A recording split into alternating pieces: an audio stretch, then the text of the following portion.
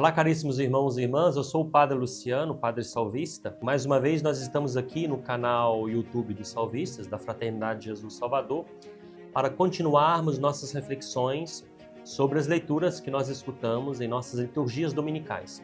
Antes de continuarmos, convido você a dar o seu clique, o seu gostei aí no nosso vídeo e a compartilhá-lo com seus familiares e amigos para que mais e mais pessoas tenham acesso às nossas reflexões e assim possam se encontrar com o próprio Deus através de sua palavra. Desde já, muito obrigado.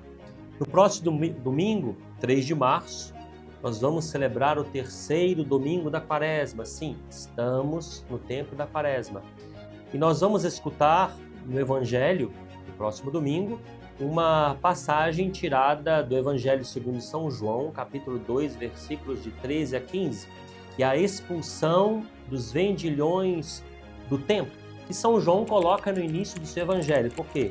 Porque para São João, a expulsão dos vendilhões do Templo de Jerusalém é uma profecia daquilo que ele iria fazer conosco. Ele veio para purificar o nosso coração, para fazer do nosso coração um lugar de adoração, como ele mesmo vai dizer à Samaritana 2 capítulos após o episódio de hoje.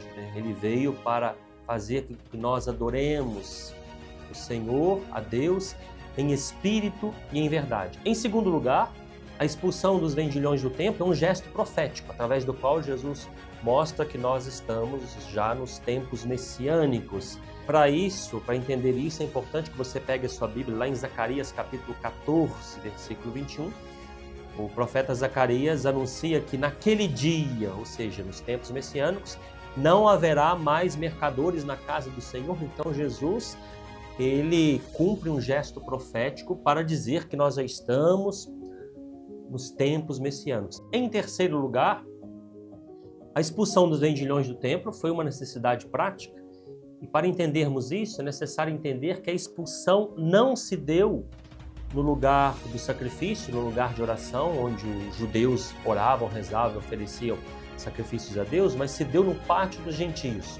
O Templo de Jerusalém, na época de Jesus, tinha vários espaços, então a expulsão dos vendilhões do templo se deu no pátio dos gentios, onde havia um comércio. O comércio, na época de Jesus, em volta do templo, era uma necessidade. Por quê? Porque no Templo de Jerusalém se orava, mas se oferecia também animais em sacrifício, e São João nos diz que Jesus estava às vésperas da Páscoa em Jerusalém, e durante a festa da Páscoa eles ofereciam 18 mil animais a Deus. Imagina só, eles precisavam de animais, era muito difícil, né? Muito complicado para as pessoas terem que trazer animais de suas cidades, né? As pessoas que vinham lá da Galileia, de outras regiões da Palestina, isso dava muito trabalho. E claro que o fato de ter um comércio em volta do templo facilitava as coisas. Além disso, não sei se vocês sabiam, né? Na época de Jesus era proibido fazer ofertas nos cofres do templo com as moedas estrangeiras, gregas e romanas. Então as pessoas precisavam trocar as moedas gregas e romanas, né, pelo shekel, o ciclo, né, assim que nós traduzimos a moeda romana da época de Jesus, a moeda hebraica da época de Jesus, né, eles precisavam trocar as moedas estrangeiras pelo shekel. E outra coisa importante para entendermos isso é que um pouco tempo antes de Jesus, havia um comércio que não era no Templo de Jerusalém. Então, existia um comércio no Vale do Cedron, que é um vale entre o Monte das Oliveiras e o Monte do Templo. Mas o sumo sacerdote Caifás, ele decidiu, para fazer concorrência com esse comércio, ele decidiu criar um comércio no pátio do Templo de Jerusalém. Então, a expulsão dos vendilhões do templo foi uma questão prática também. Imaginem um comércio no pátio do Templo de Jerusalém. Era ali pertinho de onde os judeus oravam, e eles eram obrigados a escutar o mugir, né, o berrar dos animais, também as pessoas gritando, né, venham aqui, troquem a moeda aqui, etc. e tal. Então Jesus, como nos diz o outro evangelista, o evangelista São Mateus, nos diz que Jesus, quando expulsou os vendilhões do templo, disse, lembrando uma passagem que está lá em Isaías capítulo 56, versículo 7, a minha casa será chamada casa de oração. Então Jesus queria verdadeiramente purificar também o templo de todas aquelas gritarias, aquelas sujeiras que causavam os animais ali no interior do templo, no pátio dos gentios. E Jesus sabia o que estava fazendo. Jesus ali, né, ele não perdeu o controle, né, a temperança, o autodomínio de si mesmo. E São João mostra bem isso, porque os outros evangelistas não dizem que Jesus fez um chicote antes de expulsar os vendilhões, os animais do templo. E o evangelista São João, como vamos escutar no próximo domingo, ele teceu com cordas um chicote. Então ele teve tempo de pensar, ele sabia aquilo que ele iria fazer. Em quarto lugar, a expulsão dos vendilhões do templo de Jerusalém é, no Evangelho segundo São João, o anúncio da sua paixão, morte e ressurreição.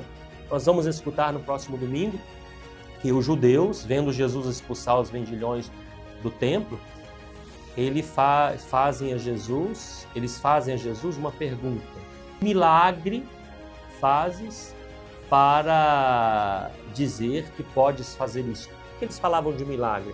Porque no Antigo Testamento diziam que o Messias, ele iria cumprir um grande milagre para provar que ele era o Messias. Então Jesus responde para eles: destruí este templo e em 3 dias eu o levantarei. Uma coisa interessante, queridos irmãos e irmãs, no evangelho que vamos escutar neste próximo domingo, é que quando nós lemos o evangelho em grego, quando São João fala de templo, no início do relato que vamos escutar, ele usa a palavra hieron, que era a palavra utilizada para falar do templo no seu conjunto, ou seja, para falar dos espaços interiores do templo, mas também da muralha do templo que existia em volta do templo. Mas quando Jesus diz, destruí este templo, em 3 dias eu levantarei, São João muda o verbo, já não é mais, muda a palavra, já não é mais a palavra hieron para dizer templo, mas é a palavra, o substantivo naos, que é o santuário, o lugar mais sagrado do templo. Claro que São João explica que Jesus aí estava falando do templo, que é o seu corpo, né? Lugar sagrado por excelência.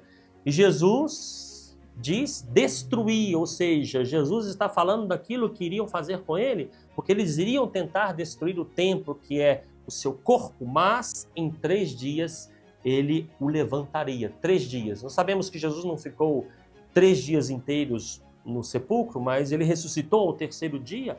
Então Jesus estava falando daquilo que iria acontecer e que São João vai narrar no final do seu evangelho. E Jesus diz, eu levantarei. São João nos fala da ressurreição, né? Usa 2 verbos para falar da ressurreição, 2 vezes no seu evangelho, e uma dessas vezes, lá em João capítulo 21, versículo 14, ele usa o mesmo verbo que está na boca de Jesus no evangelho do próximo domingo, egeiro, e eu o levantarei.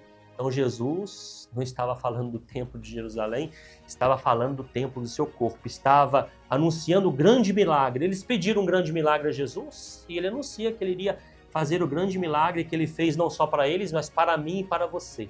Porque Jesus ressuscitou para nos dar a esperança da vida eterna e Jesus ressuscitou para nos ressuscitar, para nos limpar como ele limpou o templo de Jerusalém. Eu não sei como você está nesse momento, né? Talvez você tenha sido invadida também por comerciantes, cambistas, pelo pecado que tem causado uma sujeira em seu coração, em seus pensamentos. Jesus veio para isso, para purificar o templo que nós somos, para ressuscitar e para nos dar a vida nova. Por isso eu te convido, na comunidade, na paróquia, onde você vai celebrar a Eucaristia deste próximo domingo, o 3º domingo da Quaresma, né?